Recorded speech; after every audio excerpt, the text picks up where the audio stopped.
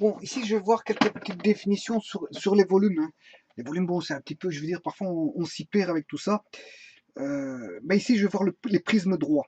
Donc, dans les prismes droits, en fait, c'est un polyèdre, c'est-à-dire on va dire, c'est une figure dans l'espace, une figure dans l'espace, enfin, c'est plutôt un volume dans l'espace, à plusieurs, on va dire, plusieurs faces. On va dire constitué, une face est incluse dans un plan. Donc en fait, on a plusieurs plans dans, voilà, dans le volume. Donc elle a deux bases polygonales parallèles et donc des faces latérales rectangulaires. Et c'est ça qu'on appelle un prisme droit.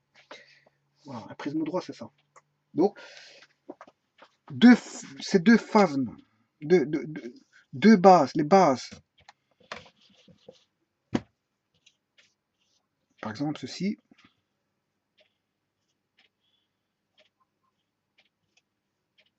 voilà. Donc elle a deux bases polygonales, c'est bien le cas ici. On a deux bases qui sont en forme de polygone. Ici, bon, j'ai mis une, deux, trois, un hexagone. Hein. J'ai mal dessiné, mais enfin bref, je vais le redessiner. Et on va dire les faces latérales euh, sont rectangulaires. Ben, quand on a ça, je vais le redessiner parce que c'est vrai que bon, j'ai pas bien fait le polygone. Je vais mettre deux, un hexagone. Voilà. Supposons que l'autre est assez éloigné. En arrière, toujours un. Si j'ai mis 1, 2, 3, 4, 5, 6, pour avoir des faces rectangulaires, il faut que la base soit le même polygone dans les deux bases. Hein. Donc voilà. Donc si j'ai pris un hexagone ici, mais je dois prendre un hexagone le même de l'autre côté.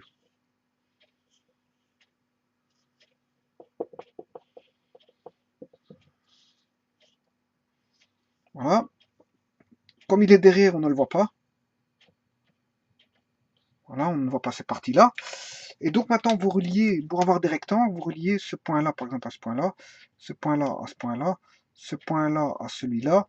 Mais c'est vrai qu'ici, il y a une certaine perspective. Hein. Bon, je l'ai fait avec une certaine perspective. Si je veux éliminer la perspective, ben, je dois dessiner, je dois faire une projection parallèle des deux bases. Par exemple, si j'ai un hexagone, un polygone qui est un hexagone, ici par exemple, ben, ici je dois mettre la même figure ici, par projection parallèle. En fait, on fait une projection parallèle, tout simplement. Voilà.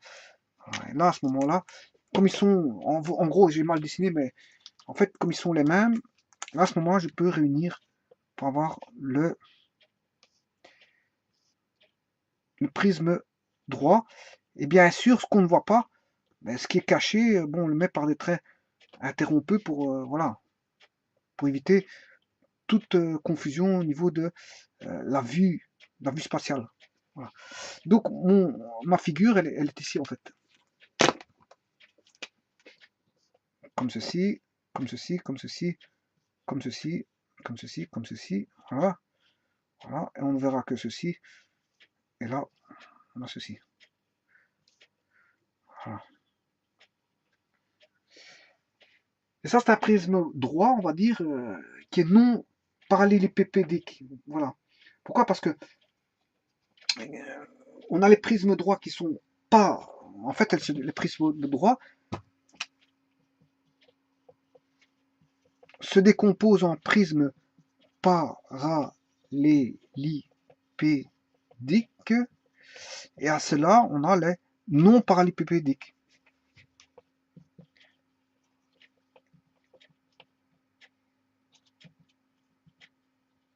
Voilà.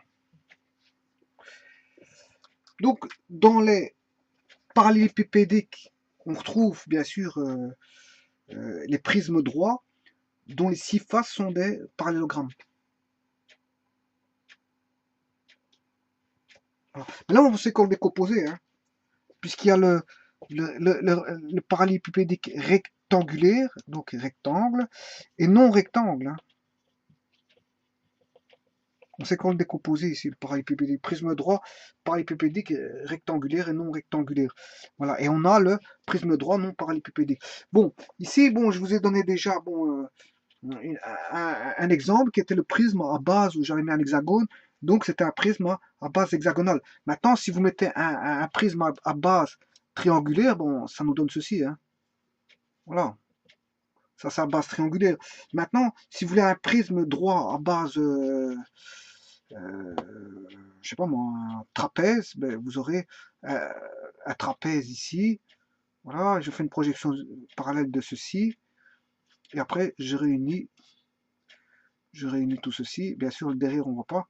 Et ce qu'on ne voit pas, on le met en trait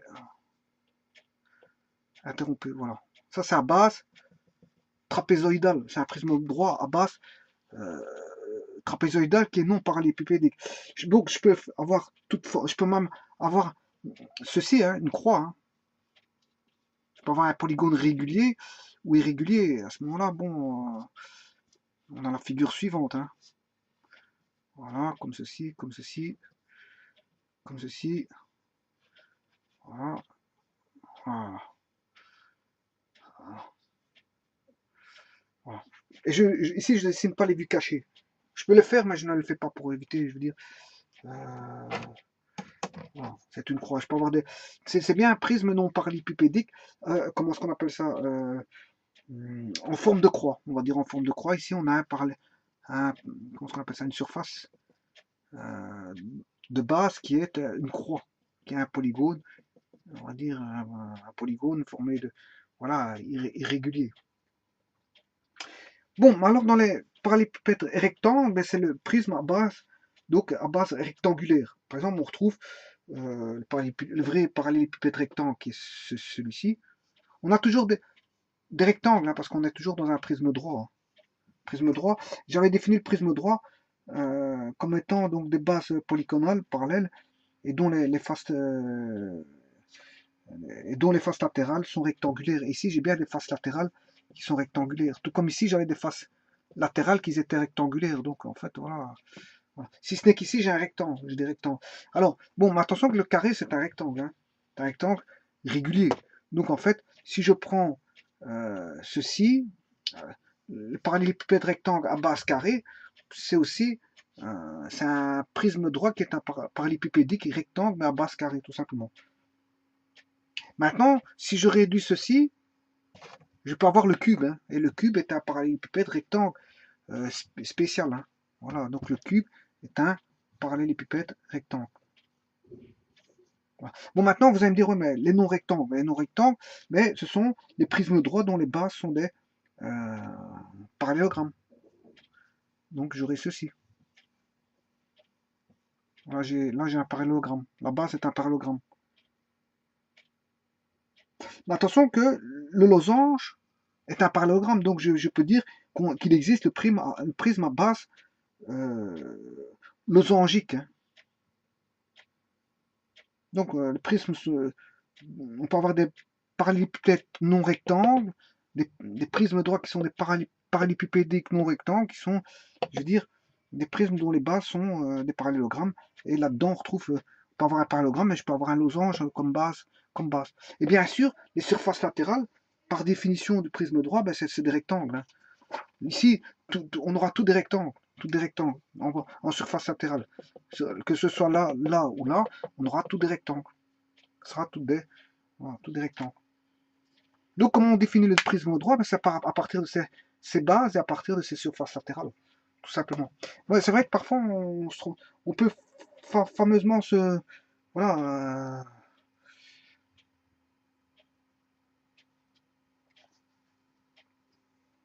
Bon, alors maintenant, on peut, via des calculs, trouver facilement, par des formules, pardon, retrouver donc le nombre de sommets, d'arêtes et de faces. C'est assez simple.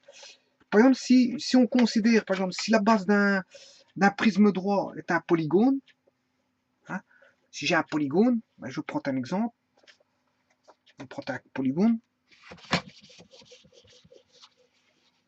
on va prendre un hexagone comme j'avais pris tout à l'heure. Voilà, 1, 2, 3. Un hexagone, hop, hop, comme ceci.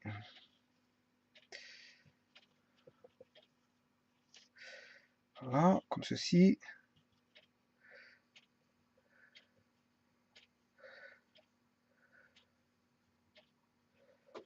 Voilà, voilà, voilà. Bon.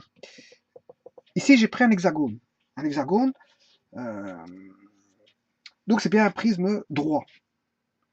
C'est un prisme droit qui n'est pas parallélépipédique. Donc, il est non parallélépipédique. Et la base est formée de deux hexagones. On a deux bases, donc deux hexagones. Voilà la première base et voilà derrière la seconde base. On a la base avant ici, dans ce cas-ci, la base avant et la base arrière. Bon, en sachant qu'on a combien de côtés 1, 2, 3, 4, 5, 6 côtés, puisque c'est un hexagone. On a un hexagone, 6 côtés. Donc, c'est à base d'un... il contient n côtés ici. Donc ici, n vaut 6. N égale à 6. Hein. Eh bien, je sais trouver le nombre de sommets. Rien qu'avec le n, le nombre de côtés. Alors, les sommets, à votre avis, il y en aura combien? À votre avis, ben, les sommets, il y en aura. Comme on a 6 côtés, on a 6 intersections. Ben, il suffit de faire x2. Donc, on aura 2n sommets au total. Donc, ce qui veut dire, si j'ai pris un hexagone ici, ben, j'aurai 12 sommets ici, puisque j'ai pris un hexagone. Je fais juste x2. Le sommet est doublé, puisque c'est la même chose. C'est la même figure ici que l'autre côté, elle est doublée la figure. Donc, fatalement, si j'ai n côtés, donc j'aurai n sommets. Si j'ai n sommets, ben, j'ai le double, puisque j'ai deux faces parallèles. Obtenues pas. Ben, puisqu'en fait, c'est une projection. C'est comme si on avait une projection parallèle. En fait. Voilà.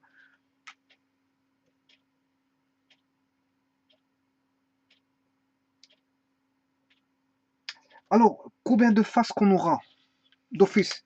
Ben, on aura les deux faces de base, hein, les deux faces de base, plus chacun des côtés va donner, comme c'est une projection parallèle, hein, chacun des côtés va donner une face. Hein, c'est comme si on avait fait déplacer cette surface-là d'un point A. C'est comme si on avait fait une translation. Hein, une translation de vecteur, je sais pas, de vecteur U. Hein, vecteur U. On a fait une translation de A, B, C, D, E, F. Voilà. Voilà. On va retrouver A', B', C', D', E' et F'. Donc en fait, les prismes droits proviendraient de, je veux dire, de projections parallèles. Ils pourraient se construire à partir de projections parallèles. Bien un vecteur de translation U, dans une certaine direction, un certain sens. Voilà. Donc d'office, on s'est trouvé, si j'ai n côtés au niveau du polygone de base, mais je sais trouver le nombre de sommets qui est le double. Je sais trouver le nombre de faces, puisqu'en fait le nombre de faces, ce sera le nombre de faces de chacun des côtés qui va produire une surface par projection parallèle, par translation. Hein, chacun des côtés va produire une surface latérale, Donc on aura combien de surfaces latérales? Mais en nombre de côtés, plus 2. Pourquoi plus 2? Parce qu'on a deux bases. Il faut compter les deux bases en plus. Donc on aura n plus 2 faces. On aura n plus 2 faces. Bon, et les arêtes? Les arêtes, ben en fait, les arêtes, on aura une arête ici, une là, une là, une là, une là, une là. Et cette arête-là, une arête, 2, 3, 4, 5, 6. 6. Derrière, ça fait encore 6. Ça fait 12. 1, 2, 3, 4, 5, 6. Voilà. Donc, on aura 3 n arêtes. Voilà, 3 n arêtes. Les arêtes sont par rapport au nombre d'arêtes de la figure de base du polygone, mais tout est triplé au niveau des arêtes. Au niveau des sommets, tout est doublé. Et au niveau des faces, ben, c'est le nombre de côtés plus de faces. On aura un nombre de faces égal au nombre de côtés plus 2, et on aura le nombre de faces. Voilà.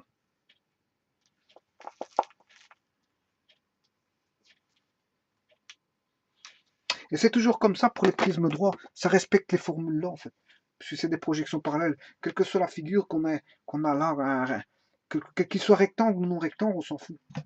Attention que dans les non rectangles, enfin dans les rectangles, parallélépipèdes rectangles, on avait distingué, bien sûr, donc comment, dans le parallélépipédé qu'on avait distingué le rectangle du non-rectangle. Hein. Le non-rectangle, c'était tout simplement quand on avait un, comment est-ce qu'on appelle ça, en figure de base ici, comment est-ce qu'on appelle ça, un, un parallélogramme. Parallélogramme. Voilà. Bon.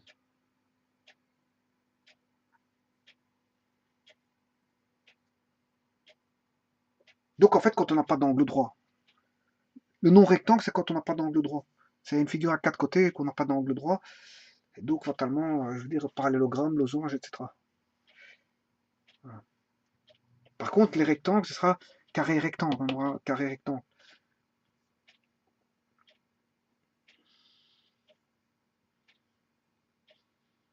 Donc, je ne peux pas avoir de cercle ici. Hein. Ouais, parce qu'en fait, par définition de prisme droit, on ne peut pas avoir un cylindre n'est pas un prisme droit. Hein. Voilà. On ne peut pas avoir voilà, quelque chose qui est circulaire ici. Hein. Le cylindre, c'est ce qui fait partie des volumes de révolution. C'est-à-dire qui ont été engendrés en tournant par une rotation. Ici, ils ont été engendrés par une translation. Et les volumes de révolution sont engendrés par rotation, tout simplement. Voilà, je vous remercie beaucoup.